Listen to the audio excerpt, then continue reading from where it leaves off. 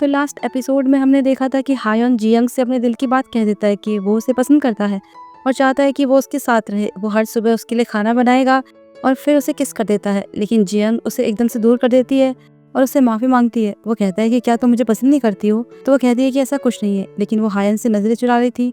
तो वो कहता है कि मुझे देखो और बताओ कि क्या बात है। वो कहते हैं कि मैं यहाँ से नहीं हूँ और यहाँ रहना मेरे लिए आसान नहीं है, इसलिए मुझे जाना पड़ेगा और मैं अपनी दुनिया में अपने डैड को पीछे छोड़कर आई हूँ। मेरे पास सिर्फ वही एक है और वहाँ पर मेरा काम भी है, अपनी लाइफ है, तो उन सबको छोड़कर मैं यहाँ पर एक नई शुरुआत नहीं कर सकती। वो कहता है मैं समझ सकता हूँ, लेकिन अगर तुम वापस फिर से यहाँ पर आई पहले के जैसे, तो तुम मेरे साथ रहोगी, तुम्हें मेरे साथ रहना ही पड़ेगा। तो वो कहती है कि अगर मैं आना चाहूँ लेकिन वापस नहीं आ पाऊँ तो? तब वो कहता है कि मैं तुम्हें ढूंढने आ जाऊँगा। ये सुनकर वो हंसने लग जाती है और बदले में प्रॉमिस मांगती है कि अगर मैं चली गई तो तुम एक अच्छे राजा बनोगे, एक टायरेंट नहीं। वो हंसने लगता है कि तुम्हें अभी भी लगता है कि मैं एक टायरेंट हूँ? तब उसे ऐसे स्माइल करते हुए देखकर जियंग खुद से कहती है कि प्लीज़ ऐसे स्माइल मत करो, क्योंकि मैं तुम्हें भूलकर अपनी लाइफ में वापस जाना चाहती हूँ। मैं नहीं चाहती कि मेरा मन यहीं पर अटक जाए। और फिर हायन उसे गले लगा लेता है, कहता है कि मैं तुम्हारा वेट करूंगा, मुझे यकीन है कि तुम मेरे पास वापस ज़रूर आओगी। फिर बाद में हायन अपनी बुक में एक रेसिपी लिख रहा था, वही वाली जो कि जियंग ने उसे सबसे पहले खिलाई थी उस दिन जिस दिन वो पहली बार मिले थे। पर उसे उसका नाम याद नहीं आ रहा था कि उसने क्या कहा था। तो चांगसंग को बुलाता है और अपनी बुक के बारे में बताता है, उस डिश के बारे में भी बताता है। कहता है कि मैं एक दिन ये जियंग के लिए बनाऊंगा, लेकिन उसे याद नहीं आ रहा था। तो चांगसंग से पूछता है कि इसका नाम क्या रखूं। तो वो उसे एक नाम सजेस्ट करता है। और वहीं जियंग को नींद नहीं आ रही थी, वो बाहर आकर बैठ गई थी, अपनी रिंग देखकर हायन के बारे में ही सोच रही थी। तभी गिल रूम से बाहर आती है और उसे देखकर चौंक जाती है कि आप इतनी रात को बाहर पर क्या कर रही हो?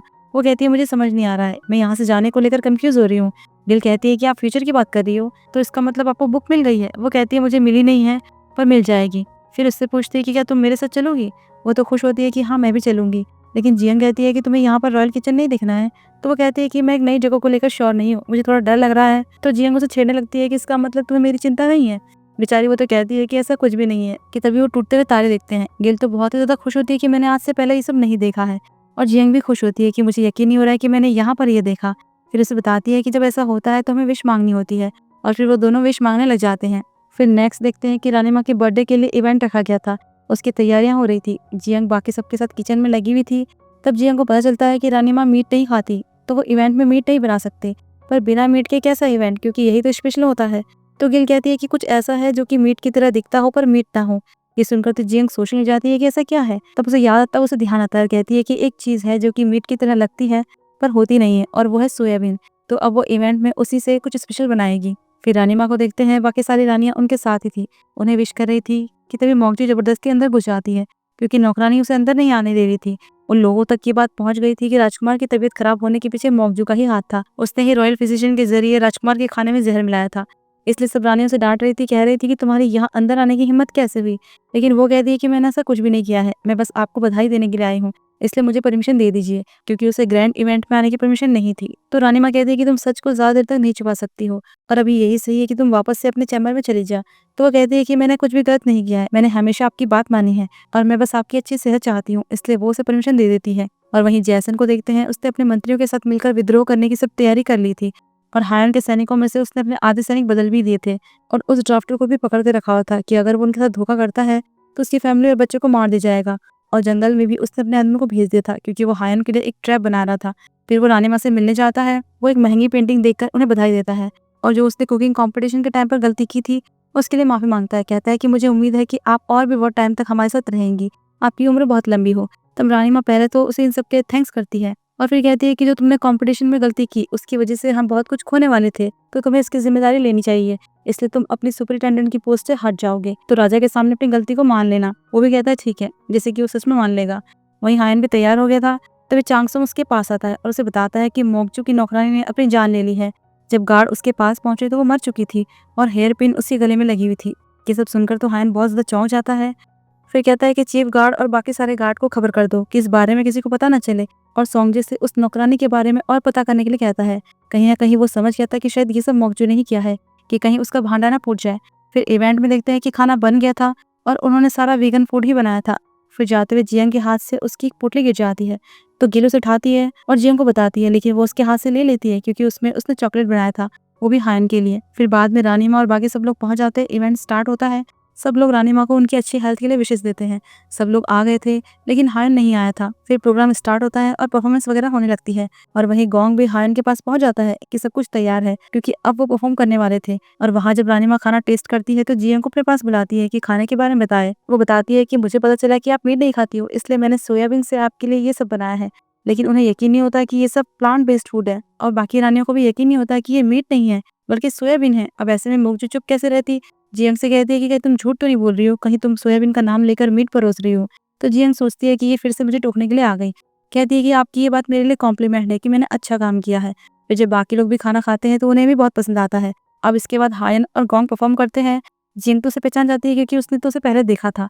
तब उनकी डांस स्किल देखकर तो रानी माँ बहुत इंप्रेस होती है। उन्हें यकीन नहीं होता कि क्या ये हायन है। और बाकी मंत्री भी खुश होते हैं कि राजा ने कितने सालों से ऐसे डांस नहीं किया है, ये सच में बहुत ही ज्यादा अच्छा है। लेकिन इन सब में जैसन हायन के लिए ये सोच रहा था कि जो तुम्हारी अच्छी इमेज है ना, वो कुछ टाइम में खराब होने वाली है। तुम दुनिया के सबसे ज्यादा बुरे राजा बनने वाले हो। जबकि बाहर वो ड्राफ्टर पहुंच गया था, वही हायन का आदमी जिसे जेसन ने पकड़ा था, और उसके हाथ में एक बॉक्स था। साथ ही हायन की नानी भी थी। जेसन ने उसे उसकी वाइफ को मारने की धमकी दी थी, इसलिए ना चाहते हुए भी उसे ऐसा करना पड़ रहा था। तो फिर वो अंदर चला जाता है और जबकि अंदर का माहौल तो बहुत ज्यादा अच्छा था। रानी माँ खुश थी और बाकी सब लोग भी खुश थे। ये देखकर जियांग भी बहुत खुश थी कि सब कुछ कितना अच्छा है, कितना शांत है। कि इतने में वो ड्राफ्टर अंदर पहुंच जाता है तो हायन का कमांडर उसे रोकता है, लेकिन वो अंदर आने लगता है। कहता है कि मैं राजा के कमांड को ही फॉलो करता हूँ, इसलिए तुम मुझे मत रोको। उसे यहाँ पर देखकर हायन बहुत ज्यादा शॉक्ड हो जाता है कि तुम यहाँ पर कैसे, क्योंकि वो तो अचानक से गायब हो गया था। तब वो उसे वही बॉक्स देता है और कहता है कि आपने जो हिस्टोरिकल रिकॉर्ड ढूंढने के लिए कहा था वो मैंने ढूंढ लिया है। फिर जब उसे खोलता है तो उसमें बहुत सारे ड्राफ्ट थे। उसमें लिखा था कि हायन की माँ को जहर दिया गया था। वो पूछता है कि क्या ये सच है, तो वो कहता है हाँ ये सही है। ये सुनकर तो सब लोग और रानी माँ चौंक जाते हैं कि ये क्या हो गया। और वहीं जियांग भी समझ गई थी कि अब क्या होने वाला है, क्योंकि उसे हिस्ट्री याद थी। सोचती है कि अब उसे किसी तरह ये सब यहीं पर रोकना होगा, नहीं तो बात बहुत आगे बढ़ जाएगी। उसे बहुत घबराहट हो रही थी। और वहीं वो ड्राफ्टर उसकी नानी माँ के बारे में बताता है कि ये मुझे रिकॉर्ड ढूंढते हुए मिल गई थी और ये आपकी नानी है। ये देखकर तो रानी माँ के होश उड़ जाते हैं और हायन भी शॉक्ड हो जाता है। तब डॉक्टर बताता है कि आपकी माँ को जहर देकर मारने के बाद ही पागल हो गई थी। तो हायन उनसे उनके बारे में पूछता है, लेकिन वो तो पागल थी। इसलिए उसके पैर पड़कर रोने लगती है कि मेरी बेटी को माफ कर दो, उसकी कोई गलती नहीं है, जाने दो। हायन उनसे पूछता है कि क्या आप मुझे पहचानते हो। वो क्या ही पहचानेगी, वो तो हंसने लग जाती है और जाकर खाना खाने लगती है। उनकी ऐसी हालत देखकर हायन को बहुत ज्यादा बुरा लग रहा था और गुस्सा भी आ रहा था। अब ये देखकर तो रानी माँ और बाकी मंत्री वहां से निकलने लगते हैं, लेकिन हायन सबको वापस बैठने के लिए बोल देता है। रानी माँ तो कहती है कि मेरी तबीयत ठीक नहीं लग रही है, मुझे वापस जाना है। लेकिन वो सब पर चिल्लाता है कि कोई कहीं नहीं जाएगा। और जैसन और उसके मंत्री तमाशा देख रहे थे, हंस रहे थे, क्योंकि वो यही तो चाहते थे। तब हायन सोंगचे को बाकी सारे ड्राफ्ट पढ़ने को बोलता है। उसमें लिखा था कि जो रानी यंग और सांग है, उन दोनों ने हायन के पिता यानी कि राजा के सामने याचिका डाली थी कि हायन की माँ बिल्कुल भी अच्छी नहीं है, वो उनसे बहुत जलती है और वो कैरेक्टर लेस है, इसलिए वो अपनी पोजीशन पर रहने लायक नहीं है। ये सुनकर तो वो दोनों रानियां रानी माँ के पास पहुंच जाती है कि वो उन्हें बचाए, पर हायन तो गुस्से में बस उन्हें घूरते ही जा रहा था। फिर सोंगजे आगे बताता है कि एक दिन हायन की माँ ने राजा के चेहरे पर खरोच मार दी थी, जैसे कि राजा और रानी माँ दोनों गुस्सा हो गए थे। उनके साथ साथ कई और मंत्रियों के नाम भी लेता है कि उन्होंने रानी को उनके पद से हटाने की मांग की थी। ये सब सुनकर तो हायन का खून खौल रहा था, लेकिन वो और पढ़ना चाहता था कि और क्या है। तब सोंगजे बताता है कि रानी माँ ने रिक्वेस्ट की थी कि वो रानी को जहर देकर मार डाले। ये सुनकर तो हायन वो टाइम याद करने लगता है कि कैसे उसकी माँ के साथ किया गया होगा, कैसे सब लोगों ने मिलकर साजिश की और उसकी माँ को मार डाला और इसी वजह से उसकी नानी पागल हो गई। उसे इतना गुस्सा आता है कि वो जोर जोर से चिल्लाने लगता है। वो भी एकदम पागल हो गया था और फिर तलवार निकालकर गुस्से में रानी माँ की तरफ जाने लगता है। लेकिन जियंग एकदम से उसके सामने आ जाती है, उसे रोक देती है, लेकिन वो उसे साइड हटने को बोलता है, पर वो कहती है नहीं, आप ये सब नहीं कर सकते। तब हायन रानी माँ से पूछता है कि क्या सच में आपने ऐसा किया था, आपने मेरी माँ को जहर देकर मारने की रिक्वेस्ट की थी। पर जियंग उसे शांत करने की कोशिश कर रही थी, लेकिन रानी माँ कह देती है कि हाँ ये सच है, मैंने रिक्वेस्ट की थी। तब एक मंत्री आता है और बताता है कि राजा ने अपनी मौत के टाइम पर कहा था कि इस बात को सबसे छुपा कर रखें। लेकिन उसी टाइम हायन की नानी अपनी डॉल पर से उस खून लगे कपड़े को उन्हें दिखाने लगती है, मतलब जिस पर उसकी माँ का खून लगा हुआ था। हायन कहता है कि ये क्या है, तो ड्राफ्टर बताता है कि ये कपड़े आपकी माँ ने मौत के टाइम पर पहने थे और ये उनका खून है, और तब उन्होंने अपनी लास्ट विश मांगी थी कि उन्हें न्याय चाहिए, और ड्राफ्ट में भी यही लिखा था। हायन उस कपड़े को देखकर रोने ही लग जाता है। इन सब में जिया को समझ नहीं आ रहा था कि मैं क्या करूं, और हायन भी कहने लगता है कि मैं सबको उनकी की सजा दूंगा। फिर जैसे ही रानी माँ की तरफ जाने लगता है तो जियंग फिर से उसे रोक देती है कि आप ऐसा नहीं कर सकते, आपको शांत रहना होगा। अगर आप अभी बदला लोगे तो आपको बाद में बहुत पछतावा होगा। लेकिन वो इतना गुस्से में था कि उसे धक्का देकर कहता है कि क्या तुम मरना चाहती हो, और उसे मारने के लिए तलवार आगे कर देता है। तो सब लोग उसे रुकने की रिक्वेस्ट करने लगते हैं। वो रुक जाता है, कहता है कि तुम्हारा इस सबसे कोई मतलब नहीं है, इसलिए यहाँ से हट जाओ। वो कहती है नहीं, मेरा इससे मतलब है, मेरा तुमसे मतलब है, क्योंकि मैं तुमसे प्यार करती हूँ। ये सुनकर तो वो एकदम के लिए शांत हो जाता है, लेकिन फिर वापस से गुस्से में आकर आगे जाने लगता है। तो जियंग उसे कहती है कि आपने मुझसे प्रॉमिस किया था कि आप मेरे लिए मेरा वेट करोगे, एक अच्छे राजा बनोगे। और ऐसे ही बाकी सब लोग उससे रिक्वेस्ट करने लग जाते हैं कि अपनी तलवार नीचे रख दो, शांत हो जाओ। लेकिन वो इतनी आसानी से शांत नहीं होता।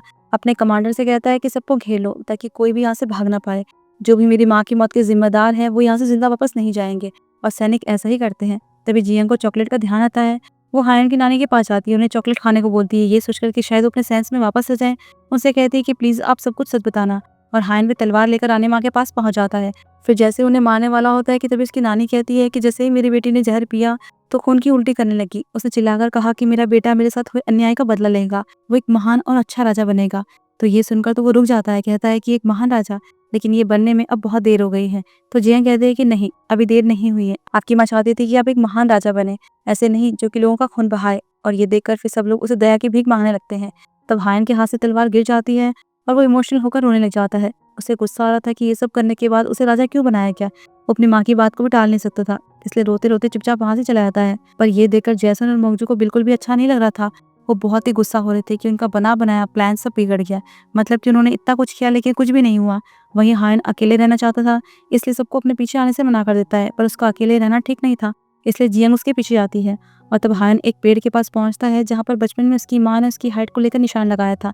वो देखकर उसे अपनी माँ की बहुत याद आने लगती है। फिर बाद में जब वो थोड़ा शांत होता है तो जियंग उसके पास वहीं पर बैठ जाती है। उसे कहती है कि आपकी माँ नहीं चाहती थी कि आप एक क्रूर राजा बने, वो चाहती थी कि आप एक महान राजा बने। और किसी को मारने के बाद क्या ही होगा, इससे आपको कोई फायदा नहीं होगा, ना आपकी माँ को ना किसी और को कोई हेल्प मिलेगी।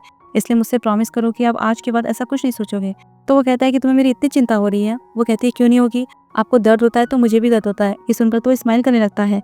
और जबकि वहाँ पर जैसन और बाकी मंत्रियों को बहुत गुस्सा आ रहा कि सब कुछ खराब हो गया, ये सब उस जियंग की वजह से हुआ है, उसने सब कुछ बिगाड़ दिया। इसलिए अब वो उससे बदला लेना चाहता था कि मैं उसे नहीं छोड़ूंगा। तो अब उसके पास एक और प्लान था, लेकिन सॉन्ग उनकी बात सुन लेता है। उसे पहले से ही जैसन पर शक था और अब तो यकीन हो गया था कि इन सब के पीछे यही है।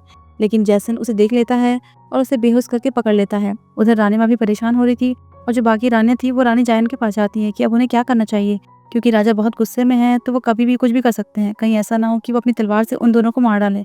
तब वो कहती है कि जिस तरह से आज जियंग ने राजा के गुस्से को कंट्रोल किया, उन्हें संभाला, तो हम उस पर ही भरोसा कर सकते हैं। इससे तो वो लोग ये तक कहने लगते हैं कि हम मोगजू को हटाकर क्यों ना जियंग को रानी बना दें, क्योंकि राजा उसकी हर बात मानते हैं, तो यही सही रहेगा। फिर बाद में जियंग खाना लेकर हायन के पास जाती है और उसे कहती है कि आज जो कुछ भी हुआ वो कुछ और नहीं है। पहले राजकुमार की तबीयत खराब हुई और आज अचानक से ड्राफ्टर यहाँ पहुंच गया। कहीं ऐसा तो नहीं कि कोई चाहता है कि आप अपना कंट्रोल खो दो, आप गुस्सा हो जाओ, और वो नहीं चाहता कि आप एक अच्छे राजा बनो। लेकिन हायन को समझ नहीं आ रहा था कि अब वो अच्छा राजा कैसे बनेगा, क्योंकि वो हमेशा से बदला लेना चाहता था। तब जियंग कहती है कि मेरे पास एक आइडिया है, क्यों ना आप रानी माँ को एक चांस दो, आपको उनके साथ खाना खाना चाहिए, उनसे अच्छे से बातें करनी चाहिए। पर हायन इस मूड में नहीं था, लेकिन जियंग के कहने पर वो एक बार को मान जाता है। कि तभी जियंग को याद आता है कि मिंग के कुक ने उसे हायन को देने के लिए एक मैसेज बताया था। तो कहती है कि उसने कहा था कि ऑब्जेक्ट्स के किनारे हमेशा दिखाई नहीं देते, और जब आप सो जाओ तो ताले को अच्छे से लॉक कर देना। लेकिन उसे भी इसका मतलब समझ नहीं आता। यहाँ से जियंग वापस रॉयल किचन जाती है तो सब लोग बहुत ज़्यादा खुश होते हैं, क्योंकि उन्हें लगा नहीं था कि वो ऐसे जिंदा वापस आ जाएगी। पर वो खुश थे कि उसने जो बहादुरी दिखाई वो सच में कमाल की थी। तो वो सबको बताती है कि राजा एकदम ठीक है, सब कुछ ठीक है, और अब उन्हें खाने की तैयारी करनी है। फिर हम सॉन्गजे के डैड को देखते हैं, जैसन ने उसे अपने पास बुलाया था। फिर जब उसके पास जाता है तो बाहर से उनकी बातें सुन लेता है कि उन्होंने सॉन्गजे को पकड़ लिया है और वो जियंग का किडनैप करके राजा को मारने की प्लानिंग कर रहे हैं। अब ये सुनकर तो वो हड़बड़ा जाता है और दरवाजे से टकरा जाता है। तो अंदर भी वो लोग आवाज़ सुन लेते हैं। फिर जैसे ही बाहर आते हैं तो उसे भागते हुए देख लेते हैं। वो तो हायन को ये सब बताने के लिए जा रहे थे, तो जैसन के आदमी उसे मार देते हैं। पर गोंग ये सब देख लेता है और सुन लेता है कि जियंग को पकड़ने के लिए उन्होंने अपने आदमी भेजे हैं। लेकिन इतने में वो आदमी जियंग तक पहुंच गए थे और वो उसे बेहोश करके ले जाने वाले होते हैं कि गोंग उसे बचा लेता है, पर उसकी टोपी वहीं पर छूट जाती है। और वहाँ हायन को सॉन्गजे का एक मैसेज मिलता है कि जिसने उस पर अटैक करने की कोशिश की थी उससे उसका अड्डे का पता चल गया है और वो जंगल में है, इसलिए वो अपनी सेना को वहाँ पर भेज दे। लेकिन ये जैसन का ट्रैप था हायन को फंसाने के लिए। तभी एक मंत्री भागते हुए आता है, एक्टिंग करते हुए कहता है कि एक बहुत बुरी खबर है कि रॉयल कुक को एक विद्रोही ने किडनैप कर लिया है और वो उसे जंगल में ले गए हैं। फिर उसे जियंग की टोपी दिखाता है जिससे कि उसे यकीन हो जाए। तब उसे जियंग की वही बात याद आती है जो कि तांग ने उसके लिए कही थी। वो समझ आता है कि शायद वो यही कहना चाहता था, और फिर कमांडर से सेना तैयार रखवाने के लिए कहता है कि अब वो जंगल जाएंगे। और जैसन का तो यही प्लान था कि यहाँ से वो जंगल जाएगा और वहाँ पर उसके आदमी से मार डालेंगे। वहीं मोंगजू तैयार हो रही थी कि हायन की मौत के बाद जैसन उसे लेने आएगा। और जबकि इस बीच मुखौटा पहने एक आदमी रानी माँ के पास पहुंचता है। सब लोगों को लग रहा था कि वो हायन है, लेकिन वो जैसन था। रानी माँ को तो गुस्सा आ रहा था कि वो उसके इरादों को क्यों नहीं समझ पाई, लेकिन वो तो रानी माँ को मार देता है। तब मरते हुए वो कहती है कि हायन तुम्हें तुम्हारी की सजा जरूर देगा। और फिर जैसन बाहर आकर मुखौटा लगा लेता है और वहाँ पर लाशें बिछा देता है। सबको लगता है कि हायन पागल हो गया है, वो सबको मार रहा है, और यहाँ पर उसने विद्रोह की आग शुरू कर दी थी। और वो अपने छुपे हुए लोगों को इशारा भी कर देता है, जिससे कि सब लोग तैयार हो जाते हैं और चारों तरफ खून की नदियाँ बहाने लगते हैं। वो हर किसी को मार रहे थे। उधर जब हायन सेना के साथ जंगल पहुँचता है, तो सोंगजे बंधा हुआ था। हायन उसे खोलने लगता है, पर सोंगजे उसे बताता है कि ये सब जैसन की चाल है, इसलिए यहाँ से चले जाओ। जबकि जैसन के आदमी वहीं पर छुपे हुए थे। फिर जब वो उस पर अटैक करते हैं, तो सोंगजे उसे धक्का दे देता है और वो तीर उसे लग जाते हैं। ये देखकर तो हायन खुद को संभाल ही नहीं पा रहा था और उधर गोंग जियंग को महल के गेट तक ले आया था, बाहर ले जाने के लिए। तब उसे बताता है कि राजा खतरे में है। फिर जब वो लोग यहाँ से निकल रहे थे, कि तभी जैसन के आदमी उनके पीछे आने लगते हैं। ये देखकर तो जियंग को हायन की चिंता होने लगती है कि वो ठीक तो होगा ना, और जबकि वहाँ पर हायन को भी जियंग की चिंता हो रही थी। और यहीं पर ये एपिसोड खत्म होता है। पता नहीं एक दिन कैसे कटेगा, कब पता चलेगा कि एंडिंग कैसी होगी, लेकिन वेट तो करना ही पड़ेगा। तो फिर हम जल्दी मिलते हैं अगले एपिसोड में।